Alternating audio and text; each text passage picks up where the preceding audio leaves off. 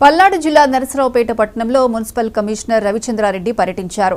పట్టణంలోని పలు ప్రాంతాల్లోని శానిటేషన్ పనులను తనిఖీలు చేశారు. డెంగ్యూ ఉన్న ఏరియాలో పారిశుద్ధ్యం పనులను ఎప్పటికప్పుడు నిర్వహించాలని అధికారులు కమిషనర్ సూచించారు. పల్లపు ప్రాంతాల్లో నీరు నిల్వ లేకుండా చర్యలు తీసుకోవాలని, క్రిమిసంహారక మందులను వాడుతూ జాగ్రత్తలు తీసుకోవాలని అధికారులను ఆదేశించారు. అలాగే ప్రజలంతా తమ తమ పరిసరాలను శుభ్రంగా ఉంచుకుంటే విషజ్వరాలు ప్రబలకుండా ఉంటాయని కమిషనర్ రవిచంద్రారెడ్డి పేర్కొన్నారు.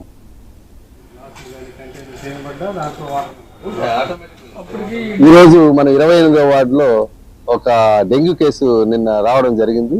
సో ఆ అబ్బాయి కూడా ఆల్మోస్ట్ ఒక 3 రోజులు ఉండి బయటికి క్లియర్ అయినాడు.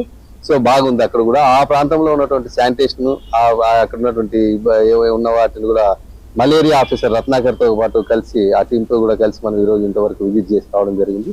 అక్కడ ఉన్నటువంటి స్థానికులకు కూడా చుట్టూ మనకు డెంగీ వచ్చినటువంటి ప్రాంతంలో సరౌండింగ్స్ లో ఉన్న దాదాపు 50 నుంచి 60-70 ఇళ్ల వరకు మనం ఏదైతే శానిటేషన్ చేయడం, వారికి ఉన్నటువంటి చుట్టుపక్కల వాళ్ళకి డెంగ్యూ రాకోకుండా మనం ఎలాంటి జాగ్రత్తలు తీసుకోవడం అనేది తెలియజేయడం కోసం కూడా వెళ్ళడం జరిగింది. అది కూడా ఈరోజు చేయడం జరిగింది. దీంతో పాటు నేను చెప్పేది ఏమంటే, పట్టణ ప్రజలందరికీ ఇప్పుడు ఈ డెంగ్యూ, మలేరియా ఇలాంటి రోగాలు మనకు ప్రబలుతున్నాయి కాబట్టి, డయేరియా ఇవన్నీ చేస్తున్నాయి కాబట్టి, మనం ఏవైతే మున్సిపల్ వాటర్ ఉన్నాయి కదా అనేసి మున్సిపల్ వాటర్ తాగేటప్పుడు కాచి వడపోసిన నీళ్లను తాగాలనేటువంటిది మీ ద్వారా ప్రజలందరికీ తెలియజేసుకుంటున్నాను.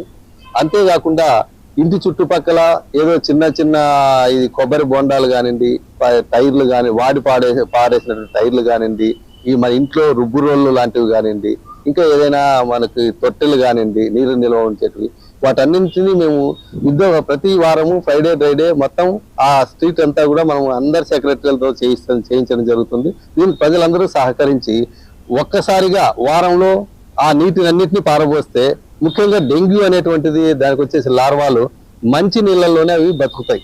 మంచి నీళ్ళలో బతికి 7 రోజులు అయిన తర్వాత 8వ రోజు 9వ రోజు బయటకు రావడం జరుగుతుంది. తద్వారా మనకు డెంగ్యూ ఫీవర్ రావడం జరుగుతుంది. డెంగ్యూ ఫీవర్ వస్తే మొట్టమొదటిగా మనకు ఎఫెక్ట్ ఏంటంటే ప్లేట్లెట్స్ తగ్గిపోవడం, తర్వాత ఒక్కోసారి అది ప్రాణాంతకంగా కూడా పరిణమించే ప్రభావం ఉంది. కాబట్టి వాటిని రాకుండా నివారణ చేసుకోవడంలో మన చేతుల్లోనే ఉంది డెంగ్యూ ఫీవర్.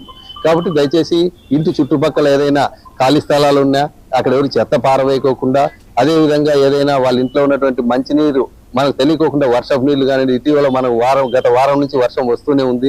ఇంటి పైకప్పుల మీద కానివ్వండి, ఏదైనా జిన్షీట్ రేకులు కానివ్వండి, వాటిలో కానీ చిన్నగా నీళ్ళు నిలబడినా కూడా ఈ ఏదైతే డెంగ్యూ లార్వా డెవలప్ అయ్యే అవకాశాలు ఉన్నాయి. కాబట్టి సో ప్రజలందరూ స్వచ్ఛందంగా వారి చుట్టుపక్కల శుభ్రం చేసుకోవాలని, అదేవిధంగా మా వచ్చేటువంటి ఆశా వర్కర్లు కానివ్వండి, ఏఎన్ఎంలు, తర్వాత మా సచివాలయ సెక్రటరీలు అంతా వచ్చినప్పుడు కూడా వాళ్ళందరికీ సహకరించి ఆ నీటిని ఖచ్చితంగా మనం పారబోసే కార్యక్రమాన్ని చేయాలని, దీంతో పాటు మనం వారానికి 2 రోజులు కూడా మనం ఇది చేయాలనుకుంటున్నాం. వచ్చే వారం నుంచి మంగళవారం, శుక్రవారం ఖచ్చితంగా దీన్ని మనం ఈ ఫ్రైడే ఏదైతే డ్రైడే చేస్తున్నామో దాన్ని